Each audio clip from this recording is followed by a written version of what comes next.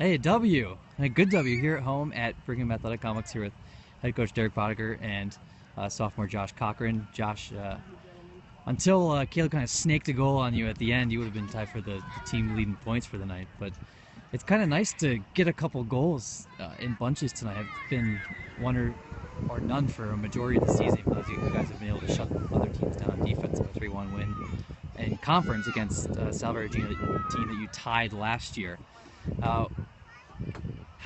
What did you do different tonight in comparison to the first 5 games of the season, just to generate some offense? I'm not so sure we did anything different. I think it was, part of the plan this season. We knew we were young. We had some people in different positions, and we just kind of knew it was going to take some time. And we've not been discouraged as a team. I mean, you look at our record, and it's 3-2, and maybe not what's happened over the last couple of years, but we know we're capable. And we knew tonight was going to be a tough game, and so my hat's off to the team. I thought we played well. I thought we were sharp. I thought we were the sharpest tonight we've been. And when that is the case, then we score some goals and we make dangerous opportunities. You've stressed a lot over the first few games playing the full 90 minutes. And there's been maybe a 70-minute effort, maybe a 65-minute effort, but it hasn't been that complete game. Do you feel like this was actually the first opening whistle to any whistle? This was as close as we've gotten. I'll say that about the team, and I think they all know. I mean, we took a play off and gave them a goal, so it certainly wasn't 90 minutes. And there were some other stretches as well. Credit to Salve during that time. But this was by far our most complete performance in terms of sticking with it, staying at it, keeping our focus. And that's what I've been preaching the last 2 weeks. And so I'm proud of the guys. I really am, and I thought they did a great job tonight.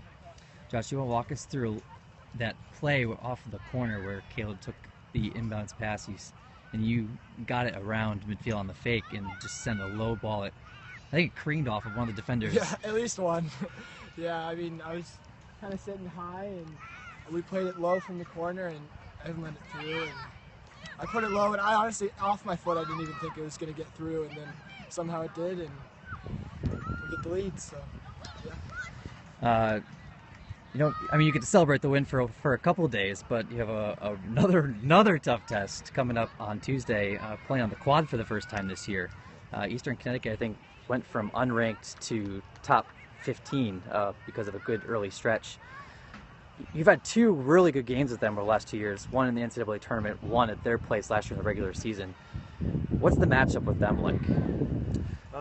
I've not seen a lot of them. I don't know a ton about them other than just the last couple of years. I think it's just going to be quality soccer. I'm excited to play on the quad with the grass. I think it'll be good for both of us.